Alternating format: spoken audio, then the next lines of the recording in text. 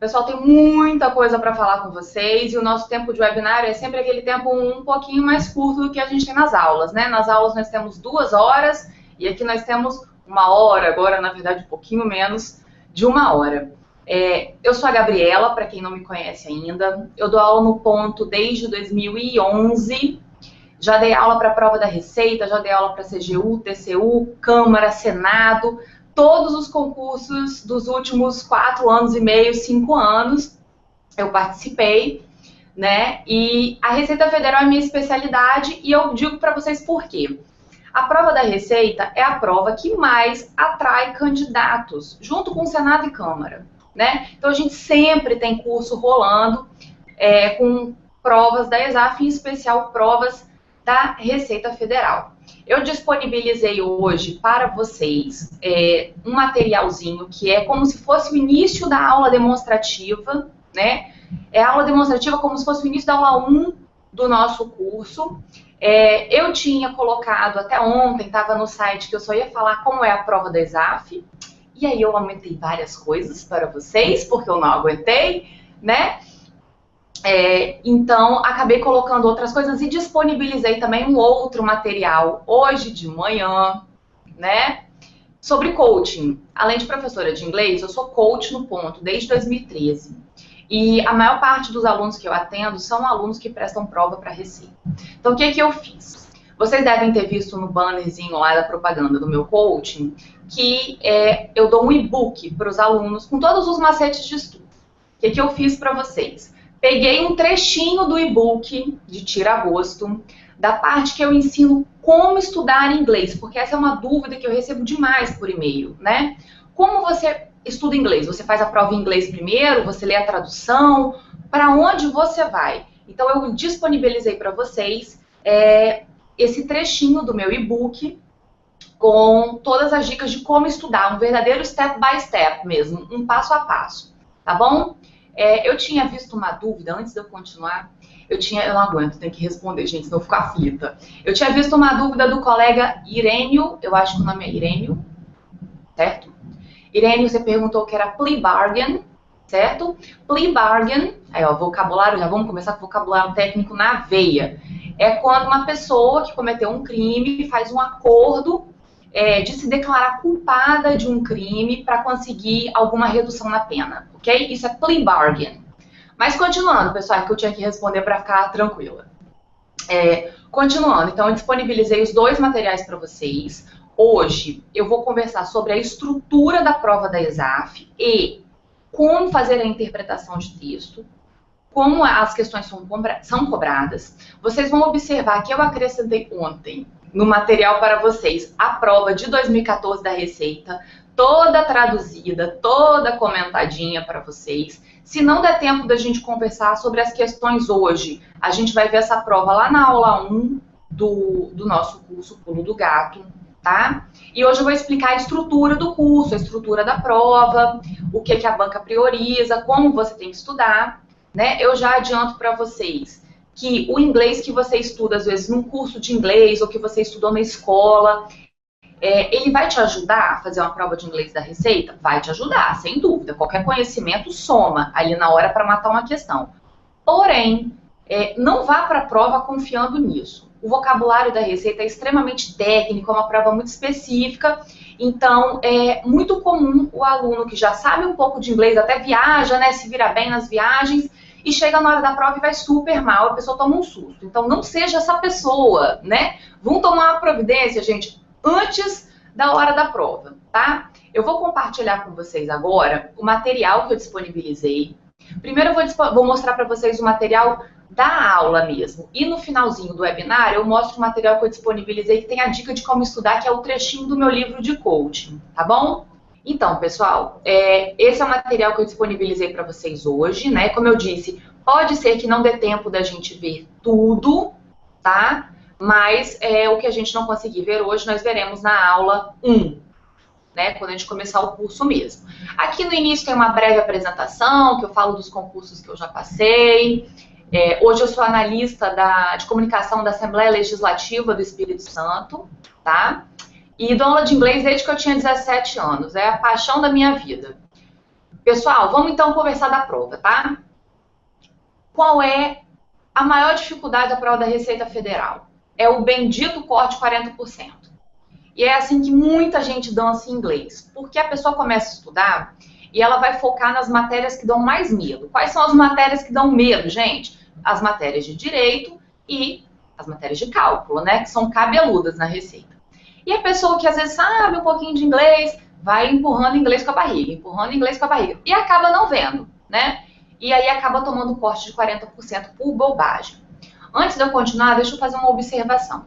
Eu falo nesse curso e nesse webinário hoje, tanto para as pessoas que têm algum conhecimento de inglês, quanto para aqueles alunos que já estão avançados, precisando só fazer aquele ajuste fino, como também para aquele aluno que não sabe nenhuma palavra de inglês e está vendo nessa disciplina o grande obstáculo para se sair bem na prova da Receita, tá? Esse curso Pulo do Gato, ele é mais enxuto, ele é mais direto ao ponto. Porém, ele é completo, tá? Se você for observar em termos de gramática, ele tem até mais do que tem no edital, mas a gente vai chegar lá. Então vamos lá, pessoal. Muito cuidado, então, com o corte 40%, tá? Não vamos subestimar nenhuma matéria. Como é que vem o edital da Receita? O edital da Receita é o edital mais resumido do mundo, né? Que ele coloca só interpretação de textos. Aí você fala, oba, não vai cair nada de gramática, certo? Errado. Não é bem assim, tá? Ele não vai cobrar uma questão aprofundada de gramática. Mas, se você não souber a gramática, você não consegue fazer interpretação de texto. Você não consegue se sair bem. Fora que a banca, vez ou outra, acrescenta questões de gramática disfarçadas de vocabulário, tá? Vou explicar para vocês com mais detalhes lá na frente. Pessoal, vamos falar de uma coisa muito importante agora. A prova vem assim, 10 questões, ele vai colocar no máximo 3 questões de gramática, o restante vai ser vocabulário e interpretação de texto, tá? Sendo que as 3 de gramática, como eu falei, elas vêm disfarçadas de vocabulário. O que é importantíssimo, fundamental, crucial para você matar as questões da prova da Receita? Você tem que estar acostumado com o tipo de vocabulário, o tipo de texto que ele apresenta. Quando a gente estuda inglês na escola, quando a gente estuda inglês, né, porque a gente quer viajar, quer conversar lá direitinho no exterior, a gente não aprende esse tipo de vocabulário. E é por isso que muita gente tropeça na prova. Para vocês, e às vezes você tá lá, né, feliz a vida, assistindo séries, todo mundo agora adora assistir séries, né? E você até entende o que eles estão falando, é esse vocabulário que vai aparecer na prova? Não. Lógico, todo vocabulário ajuda, mas você tem que ter um vocabulário técnico, tá? Todo concurso é assim e a Receita em especial foca muito nisso. Então, você tem que estudar, e vocês vão ver isso no nosso curso, de onde pegar textos de onde a banca retira os textos de prova, para você não tomar susto no dia. Susto a gente toma em casa enquanto ainda há tempo de resolver o problema, né? Na hora da prova não é hora de surpresa, não é hora de tomar susto.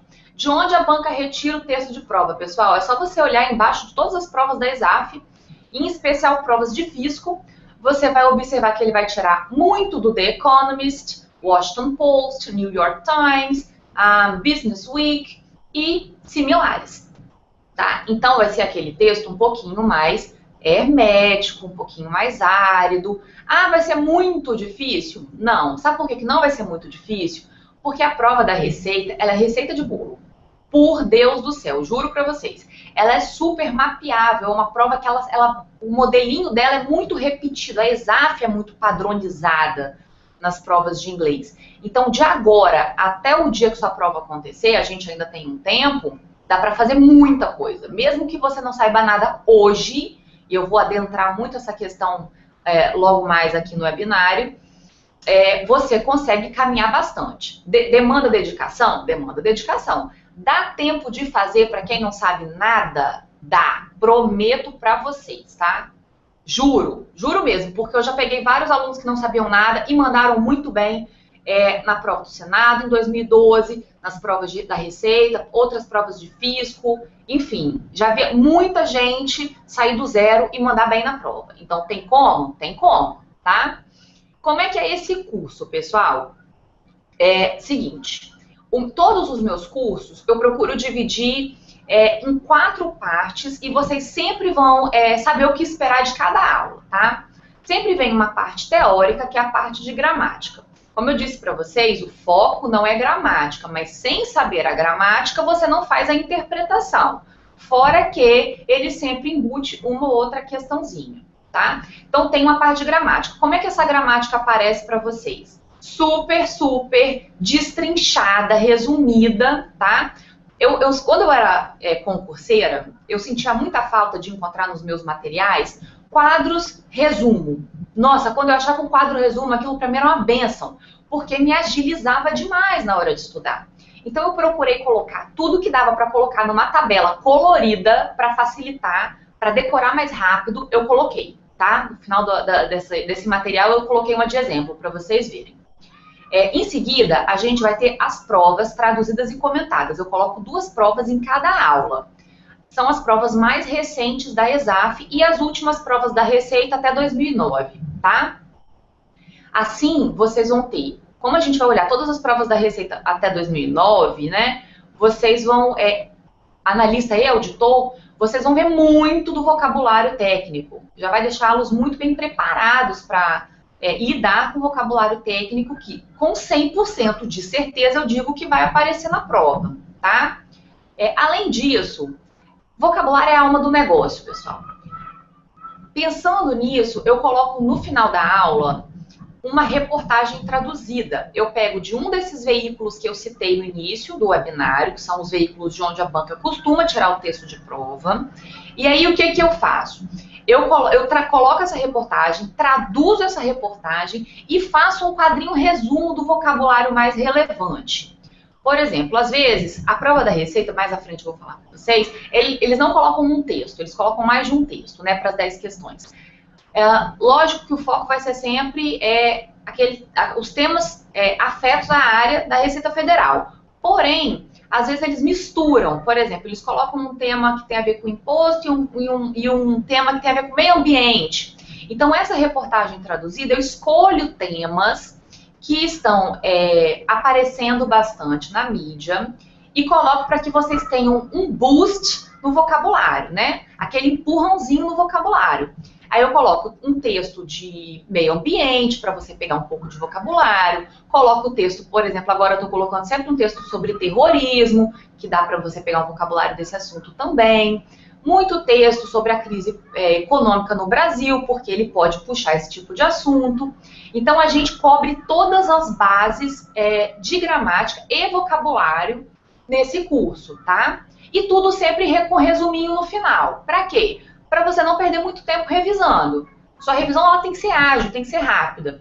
Então, o curso foi pensado e criado de uma maneira tal que ele seja completo e que você passe por ele sem muitos tropeços. Ele é todo destrinchado, tá bom? Continuando. Então, sempre coloco no curso, você consegue montar um banco de provas, porque eu deixo as provas primeiro em branco e depois eu faço a prova traduzida e comentada. Então, você faz o seu banco de provas, o banco de textos, que é essas reportagens traduzidas, e um banco de vocabulário, que é o resuminho de vocabulário que eu sempre coloco em todas as aulas.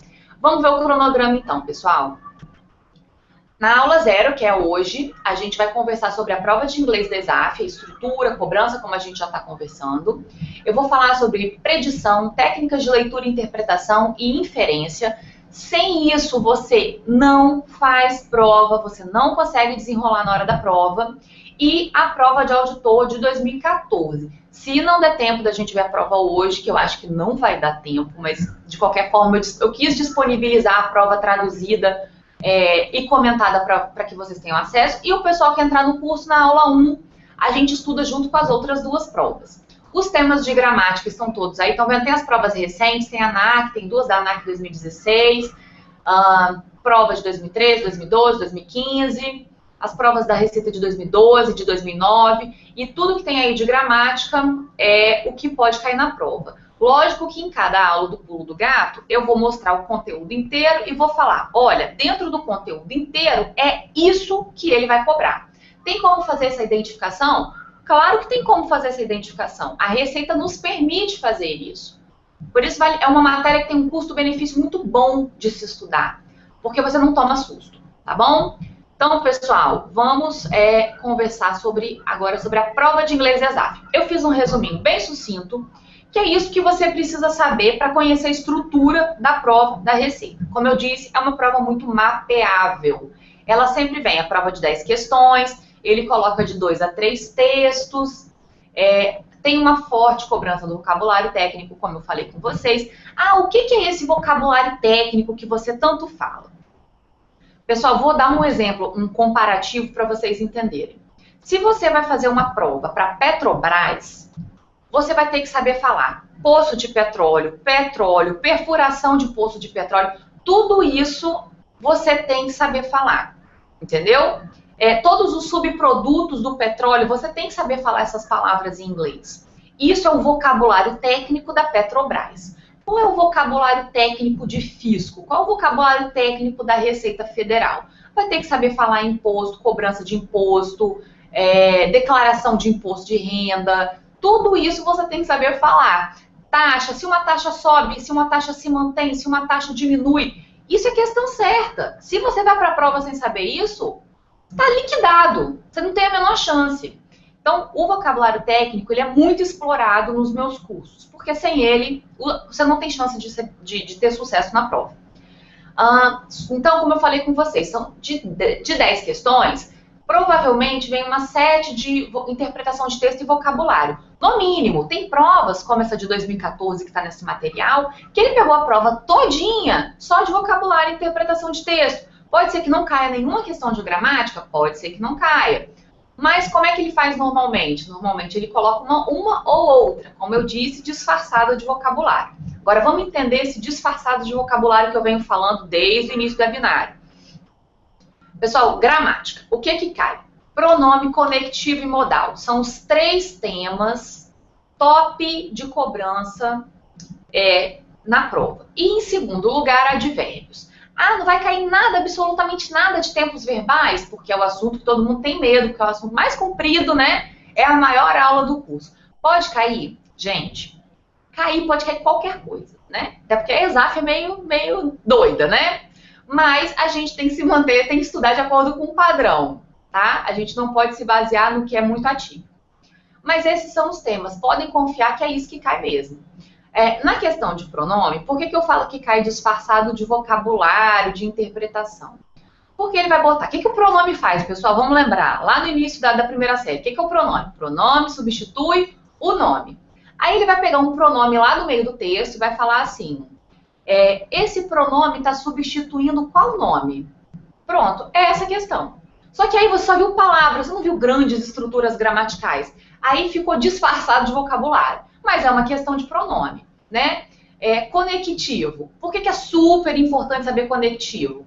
Porque conectivo é aquela palavrinha, por exemplo, que indica que a frase que vai começar transmite a ideia de contradição, de adição de ideias, ou nos transmite a ideia de causa e consequência, e ele explora isso na hora de interpretar. Então, se você não sabe o conectivo, você não sabe se a ideia apresentada é de causa, é de consequência, é de contradição, é de adição de ideias. Se você não sabe o conectivo, você não interpreta o texto. Por isso que cai a gramática embutida. Modal. O que é modal? Modal vai transmitir para a gente a ideia de possibilidade. É o can, could, should, must. Gente, pausa. Para você, aluno iniciante, que quando eu começo a falar inglês não está entendendo nada. Calma, vai dar tudo certo, prometo para vocês, tá? Vou mostrar para vocês aqui lá no final da aula o que é o tal do modal, só para vocês terem uma ideia de como a gramática aparece resumida e não é nada amedrontadora, tá? Deixa eu jogar aqui embaixo no PDF. Ó, eu coloquei o material de apoio de modais. Modais, que é um assunto que cai bastante, é uma folhinha...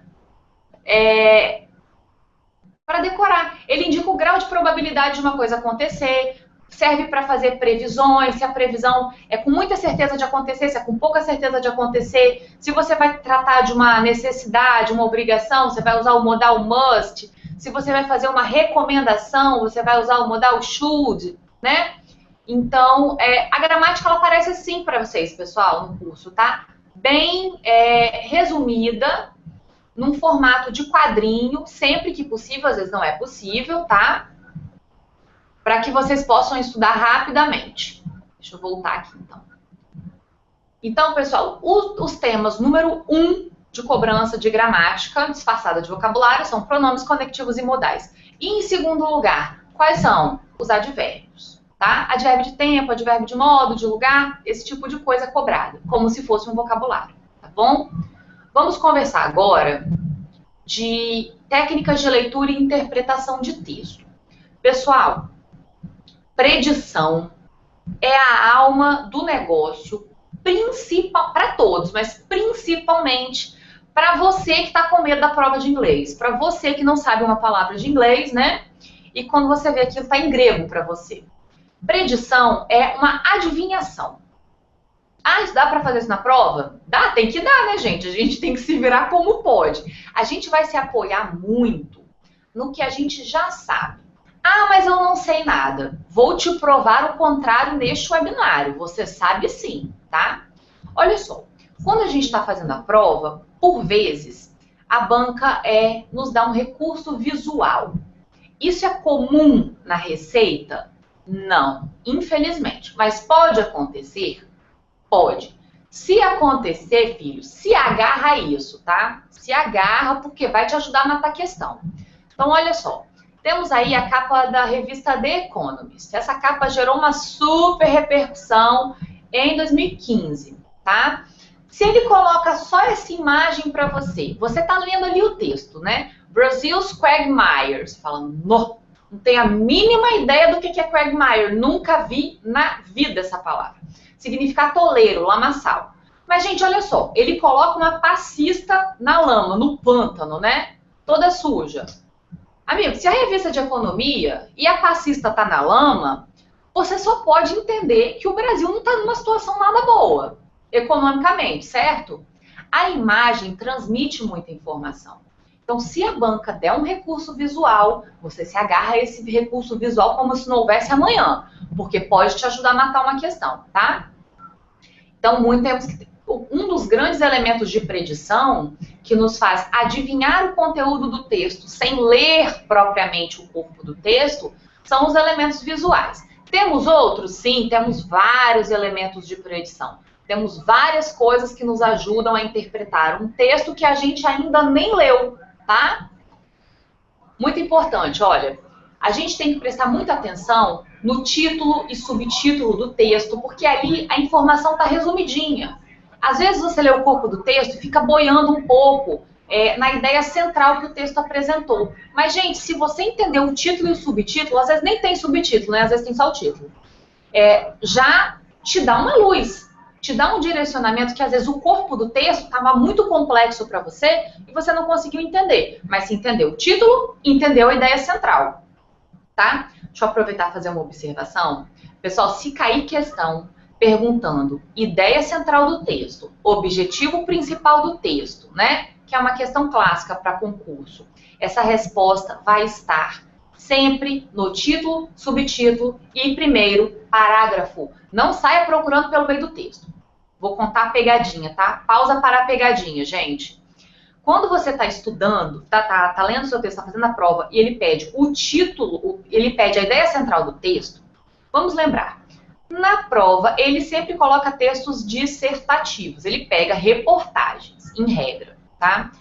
No texto dissertativo, a ideia central é apresentada logo no início.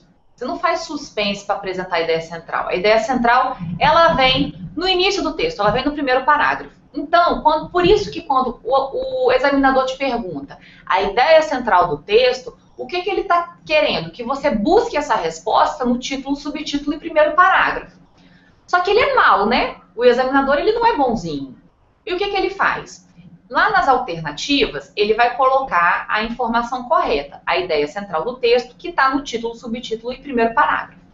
Porém, o que ele faz, né? Ele pega informações que estão no texto, que são corretas, só que elas não são a ideia central do texto. Elas estão lá para o desenvolvimento e conclusão, elas não estão na introdução. E ele coloca. Você fala, gente, mas todas as respostas estão certas. Está tudo de acordo com o texto. Está tudo de acordo com o texto? Sim. Tudo ali é ideia central? Não. Ideia central está no título, subtítulo e primeiro parágrafo. Muita atenção com essa pegadinha, tá? Bom, continuando. Se você entendeu o título e subtítulo, você entendeu a ideia central do texto. Então, se apeguem a isso. Autor. Poxa, para que o autor... Como que o autor importa? Ah, o autor importa. O autor importa muito. Vou dar um exemplo para vocês, tá? Tem aí no material. Pessoal, se você está lendo um texto e você está meio boiando, assim, e você perdeu um monte de palavras, você entendeu um pouco, perdeu metade, ficou perdidão. Só que você descobriu que o texto fala de cotas raciais nas universidades. E você viu que o texto era uma entrevista com a Dilma, por exemplo. A Dilma é a favor de cotas. Se o texto é uma entrevista com ela e ela está falando de cotas, esse texto está contra ou a favor das cotas? Está a favor. Por isso que o autor é importante. Vou dar um outro exemplo. Vamos falar de casamento gay.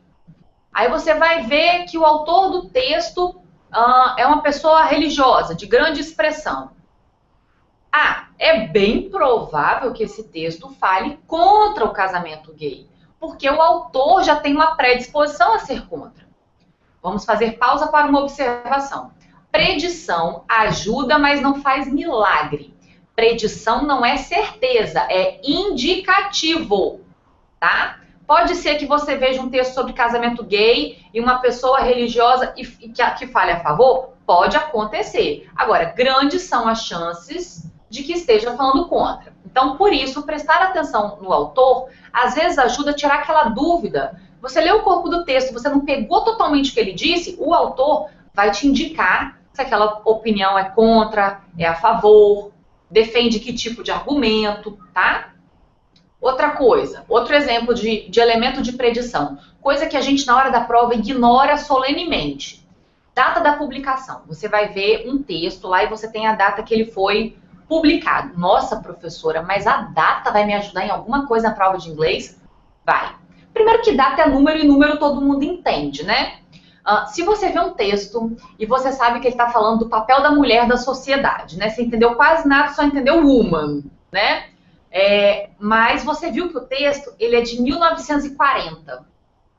Poxa, qual é a chance dele falar da inserção da mulher no mercado de trabalho, da mulher multitarefa? Mínima, né? A chance é dele falar da mulher como no papel apenas de mãe e esposa, não no papel de profissional. Já se o texto é sobre o papel da mulher na sociedade e o texto é de 2016, grandes são as chances de que esse texto trate da mulher multitarefa. Estão percebendo como você pega fora do corpo do texto várias informações que às vezes elas vão servir para matar uma dúvida sua na hora que você leu? Pois é, elemento de predição é tudo nessa vida, gente. Então a data da publicação também importa.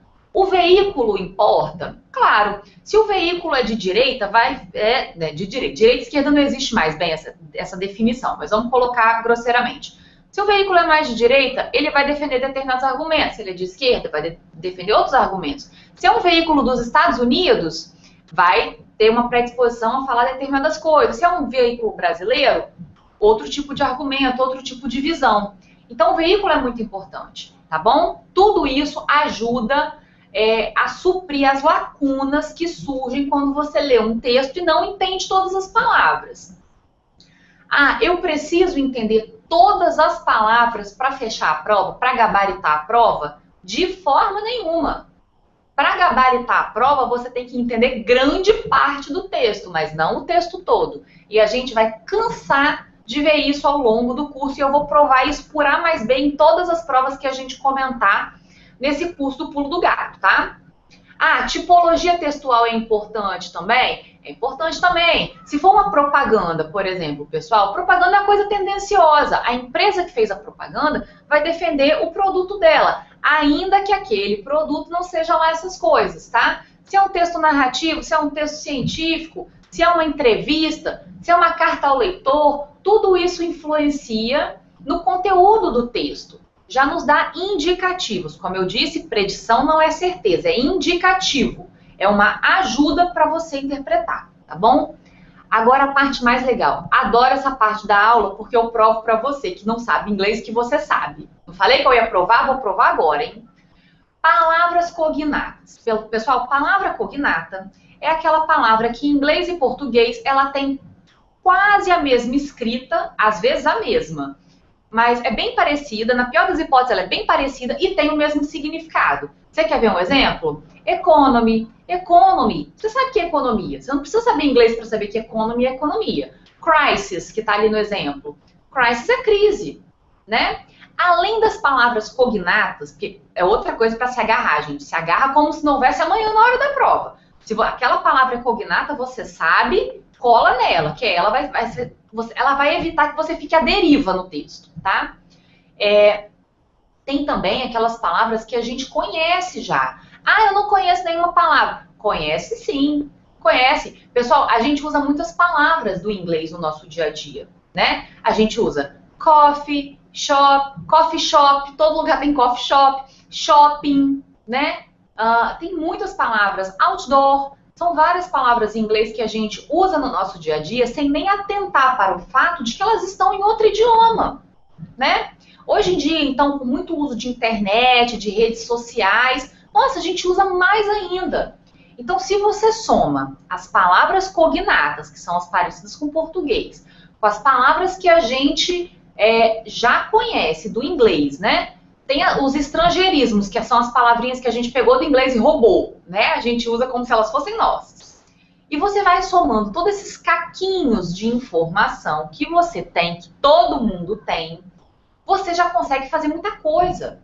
Aí, além dos caquinhos que você tem, com as palavras cognatas, com os estrangeirismos, né? Com a palavra de inglês que às vezes você conhece, good, bad, normalmente todo mundo conhece. Somando tudo isso com os elementos visuais, com observar o autor, observar o veículo e mais outras coisas que eu vou falar hoje, você já tem muita condição de interpretar um texto. Além disso, você vai estudar comigo, né, gente? Você vai ver um mundo de vocabulário. Então, estão convencidos já que dá para fazer uma boa prova? Dá para fazer uma boa prova. Não tem que ter medo de inglês. Inglês é mapeável, né? Vamos continuar, então, pessoal. Vamos ver esse exemplo? Brazil's economy is in bad shape. Vamos supor que você não sabe que shape é forma, né? Mas às vezes a gente até rouba shape em português. Nossa, fulano tem um shape muito legal. Ou o shape da prancha de surf. Tá vendo? A gente conhece. Mas Brazil's economy is in bad shape. Brazil's economy é a economia do Brasil. Bad você já sabe que é ruim. Então, ainda que você não tenha entendido o shape, você sabe que a economia do Brasil está numa situação ruim. The scenario is gloomy. Bom, você pode não saber que gloomy é sombrio, mas você vai saber que scenario só pode ser cenário, né? Deixa eu fazer uma observação. Pessoal, essa palavra gloomy, especificamente, caiu seguido numas 3 provas da ESAF. A ESAF é apaixonada pela palavra gloomy, nunca vi. Eu lembro de uma prova da CGU que caiu, as outras eu não me recordo agora, mas foram numas 3 provas que a ESAF cobrou. A questão era saber o significado da palavra gloomy. Então decora essa, vamos decorar essa. Gloomy é sombrio, ruim, né? The scenario is gloomy. Então o cenário tá sombrio. And experts. Aí, ó, a gente não fala expert, fulano é expert num assunto. Então, a palavra que a gente roubou do inglês. And experts say that the crisis is going to continue until at least 2017. Então, vamos pensar que vocês não sabem as palavras que não estão grifadas, mas você vai entender experts, crisis, contínuo, porque é igual ao português, praticamente, né? Então, vamos lá. O que dá para entender? Scenario, e aí você, o scenario eu não sei, né? Gloomy eu não sei. Experts, crisis, continue, 2017. Número todo mundo entende, se apeguem aos números. Então, os experts, crise, continuar 2017. Pronto, você pegou todo o sentido da frase e você não entendeu todas as palavras. Com base em quê, gente? Com base em palavra cognata. com base em caquinho de informação que você já tem na sua cabeça. Tá vendo? Dá pra fazer, hein? Sem chororô, gente, sem mimimi. Dá pra fazer uma ótima prova. Para finalizar, sobre os elementos de predição, eu quero falar com vocês sobre o conhecimento prévio. Quando você lê muito, você está por dentro das notícias, a chance é que você faça uma melhor prova de inglês. Ah, mas eu só estou lendo notícia em português, como é que isso vai me ajudar em inglês? Vai. Vamos lá, pessoal. Às vezes, se eu pegar um texto da prova da Receita e colocar ele para português, traduzir para vocês e te entregar ele em português, eu bato uma aposta que muita gente não entende o texto em português, quem dirá em inglês, né? Às vezes ele vai fazer um texto de um assunto que você desconhece por completo. Aí você vai ter dois problemas na sua vida, que é entender o que está escrito em inglês e entender o conteúdo, que se tivesse em português também ia ser uma dificuldade sem fim. Por isso, é importante você ter o background. O que é o background? É o conhecimento prévio dos assuntos. Ah, caiu um texto que ele vai falar das questões climáticas, né? Protocolo de Kyoto, ele vai puxar lá no protocolo de Kyoto, vai falar da COP21. Quer dizer, se você não sabe o que é nada disso, você vai boiar no texto, você vai dançar na prova. Se você já sabe, por outro lado, mesmo que o inglês represente uma dificuldade para você, a chance de você conseguir entender o texto é muito maior, porque você já domina o tema. É por isso que eu coloco as reportagens ao final de cada aula, para dar uma ajuda. Agora, é legal você ler por fora? Lê notícia em português, lê notícia em inglês também. Ah, não consegue entender? Vai tentando traduzir em casa, devagar. Né? Vai pegando as palavras, porque todos os assuntos têm suas palavras-chave. Cada assunto tem o seu vocabulário técnico. Eu coloquei para vocês um exemplo, né? Se a gente está falando de problemas climáticos, ele fatalmente vai falar greenhouse gases, que são gases de efeito estufa. Se você não sabe o que é esse greenhouse gases, cara, vai ficar muito difícil a sua vida, né? Então, por favor, não se esqueçam de ficarem por dentro das notícias, né? Não cai atualidades na prova de vocês, mas cai de outra forma. Cai na hora de você fazer sua prova de português. Se você não domina o assunto que está no texto, você vai passar mais aperto para interpretar. Mesma coisa na prova de inglês, tá bom? Pessoal, o que eu queria falar com vocês sobre predição, que é tudo que nos ajuda a interpretar o texto, que não está propriamente no corpo do texto. Era isso, tá? Se vocês viram, são muitas as ferramentas para te auxiliar na hora da prova, além do conhecimento de inglês, que é o que a gente vai tratar no curso, tá? Sobre as estratégias de leitura, né? Recebo muita pergunta sobre isso. Ah, eu leio primeiro a questão, depois eu leio o texto. Ou eu leio o texto, depois eu leio a questão. Ah, eu tenho que traduzir o texto todo antes de fazer a prova? Gente, não, né? Se você traduzir o texto todinho, do lado, assim, à mão, antes de começar a fazer as questões, filho, a prova já acabou. A prova da Receita é gigante.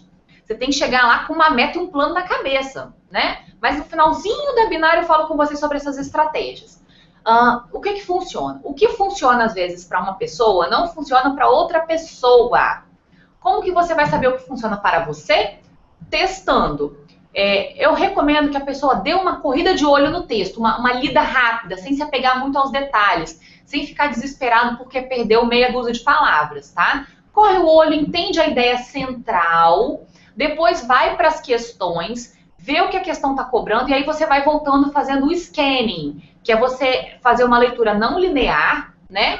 E você vai procurando as coisas que ele te perguntou na questão. Por que eu peço para você dar uma lida rápida no texto antes, sem se apegar muito aos detalhes? Só para você se situar, para você saber de que trata o texto e saber onde procurar as perguntas que estão, as respostas das perguntas da prova, tá? E aí, quando for uma questão mais difícil, você vai lendo atrás do detalhe, né? O reading for detail. Peço que vocês deem depois uma lida cuidadosa. E quem ficar com dúvida, é só me mandar e-mail, me mandar mensagem no Face. Eu respondo todo mundo mesmo. Posso até demorar um pouquinho, mas respondo todo mundo. No outro material, gente, que eu liberei para vocês com um trechinho do meu e-book, eu coloquei todas as minhas redes sociais, tá? Não vou perder tempo falando aqui, não. Depois vocês olham lá, quem quiser me adiciona, me manda dúvida. Então, aí aqui eu botei de novo os elementos que vocês precisam se apegar na hora de fazer essa interpretação. E aí eu adentrei em mais detalhes, né? Na questão dos cognatos, os cognatos que são idênticos, parecidos, vagamente parecidos. Ah, mas tem os falsos cognatos. Gente, nada é perfeito na vida, né? Tinha que ter um falso cognato ali para dar uma emoção na hora da prova. São as palavras que parecem com português, mas têm um sentido diferente. Que perigo, né? Mas não se preocupem, a gente vai estudar isso no curso. Eu tenho uma tabelinha para vocês memorizarem. Lógico que ela não é exaustiva, porque o número de palavras é infinito, mas ela pega as principais, né? Por exemplo, exit é saída, não é êxito, né? Costume é fantasia, né? Não costume, né? Então, pessoal, vamos atentar para os cognatos verdadeiros e falsos. Os estrangeirismos a gente conversou já hoje. São as palavrinhas que a gente rouba, né, do inglês e usa como se fosse nossa. No exemplo que eu dei eram experts. E aqui a gente tem outras palavras, shopping, free, software, drive-thru, né? São as palavrinhas que a gente rouba do inglês. Isso aqui é muito importante, pessoal. Se você não sabe nada, tá perdidão. Você não entendeu a frase que está na prova. Se você lembrar como é a ordem direta de uma frase, isso já te ajuda. Por exemplo, você está lendo lá, Stephen reads a lot. Você não sabe que Stephen é nome próprio, é o nome daquela pessoa. Você está achando que Stephen é uma palavra, um adjetivo, um verbo, seja lá o que for. Se você lembrar que as frases na ordem direta no inglês são como no português, sujeito, verbo, complemento, você vai saber que o Stephen é um sujeito, tá? Então, vocês têm que atentar para isso, atentar para a ordem. Ah, professora, mas nem sempre a frase vem na ordem direta. Claro, gente, como eu disse, nada é perfeito, mas tudo ajuda. Mas, na maior parte das vezes, a frase vem sim na ordem direta. Então, prestem atenção. Se você conseguir pelo menos identificar que aquela palavra que você não conhece é um nome próprio, é um verbo ou é o complemento da frase, isso já vai te ajudar, tá bom? A questão dos conectivos, que eu falei para vocês, que é importante para a gente saber se está sendo introduzida uma ideia de adição, de consequência, de causa, de uma ideia contrária à ideia apresentada anteriormente. Tudo isso é importante e a gente vai estudar também no curso. Aí eu coloquei aqui para vocês as estratégias de interpretação. Gente, isso é super importante. O dia que eu estudei isso, eu lembro bem, eu era concurseira. Eu fazia as provas de interpretação de português e de inglês. E eu sempre errava uma maldita questão que eu não entendia por quê. Aí parecia que cada banca, assim, você tem que interpretar mais, você tem que interpretar menos. Eu nunca conseguia fechar um raciocínio naquilo. O dia que eu entendi essa página, é uma página para mudar a sua vida na interpretação. Se você começar a interpretação do seu texto com essas 3 palavras em azul na cabeça, extrapolação, redução e contradição, eu dou certeza para você, a quantidade de vezes que você vai errar a interpretação vai diminuir substancialmente. Extrapolação é quando você vai além dos limites do texto, você dá uma informação que não está no texto. Redução é quando você coloca uma coisa menor do que está no texto, né? E a contradição, a gente já conhece, é quando você fala o oposto do que está no texto. Como o webinar é muito rápido, já está chegando ao fim, não vou adentrar nos detalhes, mas peço que vocês venham com atenção. E quem tiver dúvida é só me mandar um e-mail, mesmo que não for meu aluno matriculado, viu? Eu respondo todo mundo mesmo. Inferência é legal, porque a inferência, ela não está explícita no texto, mas é uma informação que consta nas entrelinhas. Você não poderia concluir de outra forma, entendeu? Essa é a ideia. Não está explícito, mas não tem outra forma de concluir o texto a não ser com aquela informação que está lhe dada, tá? E as bancas gostam muito de cobrar inferência, a ESAF cobra inferência, né? Aí eu coloquei um exemplo. The acclaimed actor won an Academy Award for the epic movie Troy. O aclamado ator ganhou um Oscar pelo filme épico Troia, né? Pessoal, se eu falar que ele já ganhou o Oscar inúmeras vezes, eu estaria fazendo uma extrapolação, porque o texto não diz que ele ganhou inúmeras vezes. Agora, se eu falar que ele já lançou vários filmes de sucesso, eu estou fazendo uma inferência. Por quê? Porque se ele é aclamado, ele é famoso, ele é admirado, ele é reconhecido. Então, ele tem que ter feito alguns filmes de sucesso, tá? Isso é a inferência, é você deduzir uma coisa que não está explícita no texto, mas que não dá para entender de outra forma, tá bom? Pessoal, aqui já começa a prova da Receita de 2014, ela está toda traduzida e comentada para vocês. Estão vendo a estrutura da aula? Gente, eu coloco a prova toda em branco para você fazer sem colar, né? Depois eu coloco para vocês a prova toda traduzida e comentada, tá? Para vocês fazerem. Então, peço que vocês estudem. Quem tiver dúvida, me pergunta. Quem tiver matriculado nesse curso vai ver essa prova toda comentada no vídeo, né? Na videoaula, na aula 1, tá? Mas quem não se matricular já tem o acesso. Mas quem não se matricular tá perdendo. Pronto, falei, né?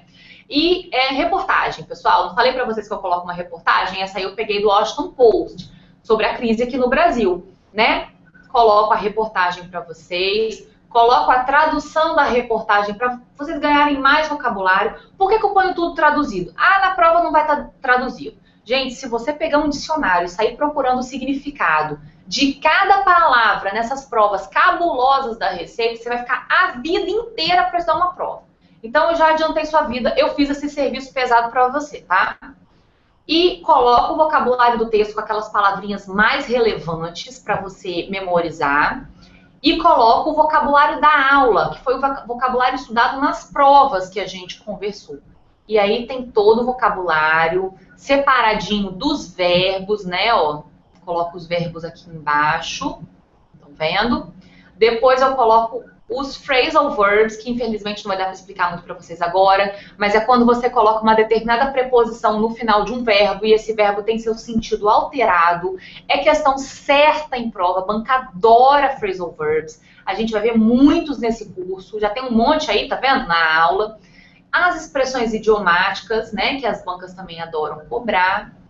E aí tem o material apoio de modais que eu coloquei para vocês. Não falei com vocês que era importante saber quando a taxa sobe, quando a taxa fica igual e quando a taxa desce em prova de fisco? Fiz um resuminho, ó. Sinônimos para dizer que a taxa sobe, sinônimos para dizer que a taxa permanece, sinônimos para dizer que a taxa caiu, foi cortada, foi reduzida. Coloquei também as principais palavras para a prova de fisco aqui, resumidinho para vocês. Espero que vocês tenham curtido esse material. Vou voltar para a minha tela. Espero que vocês tenham gostado desse material. Vou mostrar para vocês em um minutinho a questão do e-book, tá? Vou compartilhar rapidinho com vocês para eu dar a dica de como vocês vão estudar inglês, tá bom? Compartilhar de novo, hein? Juro que vai ser rápido, gente. Estão vendo o e-book aí? É um trechinho, né? Um trechinho. Aqui é o índice do e-book completo, para quem ficar curioso. Aí eu coloquei a dica de como você estudar inglês, tá? Inglês, como eu falei no início, a Júlia estava falando com vocês também. Porque às vezes a pessoa fica com medo de fazer a prova de inglês ou fazer a prova de espanhol. Espanhol é pegadinha pra caramba. Vocês já estudaram espanhol, gente? É pegadinha pra caramba. Parece com português, mas tem muita margem para explorar as palavras que são parecidas, mas na verdade tem um outro significado. Não é tão simples assim. E inglês tá caindo em tudo quanto é concurso. Tá tão grande. Esses dias eu tomei um susto, caiu inglês para Corpo de Bombeiros do Distrito Federal, gente, até para prova de bombeiro, que não tinha tradição de cobrança de inglês. O Banco do Brasil não cobrava inglês até pouquíssimo tempo atrás, e agora cobra inglês. Tem banca que não dá a opção do espanhol. Então, correr do inglês é meio que um tiro no pé, você se limita muito, tá? E aqui eu dou todas as dicas de como você vai estudar, tá? O macetinho, tem o macetinho de imprimir a prova, de grifar as palavrinhas, de criar seu próprio vocabulário técnico. Não vou poder adentrar nesses detalhes porque o tempo tá acabando e eu acho que é o Guilherme que tá esperando para falar com vocês sobre raciocínio lógico. Não deixem de ler, porque aqui tem todo o macetinho de como estudar passo a passo mesmo, tá? Primeiro você lê o parágrafo em inglês, depois você vai ler em português. Primeiro lê o segundo parágrafo em inglês, lê o segundo parágrafo em português. Mas antes tem que tentar fazer a prova sem olhar. Eu tenho também um canal no YouTube, Gabriela Knoblauch, adicionem lá, me acompanhem, que eu dou dica de coaching, dica de inglês, tem outros webinários também, e aí eu dou umas dicas aqui de revisão, porque inglês tem muita palavra para você memorizar, tá? Então eu ensino a decoreba de duas formas. Essa decoreba aqui, pessoal, vale para todas as matérias, tá? Que é a decoreba em doses homeopáticas, que é uma técnica, e as revisões periódicas a cada 3 capítulos. Por favor, leiam. Isso vai ajudar muito vocês. Eu sei que um grande problema dos concurseiros é a revisão, né? E isso aqui vai ajudá-los a revisar. E aqui no final eu coloco para vocês as minhas redes sociais, para que vocês possam entrar em contato comigo. Vou interromper esse compartilhamento agora. Vamos retornar aqui para a minha tela gigante. Estão me vendo? Pessoal, foi muito legal conversar com vocês, adoraria conversar mais tempo. Agora tem outro professor na fila, né? Muita gente. Tô gostando de ver todo mundo aí sábado e domingo na batalha. Pessoal, a prova da Receita é a prova dos sonhos. É a prova dos sonhos do serviço público.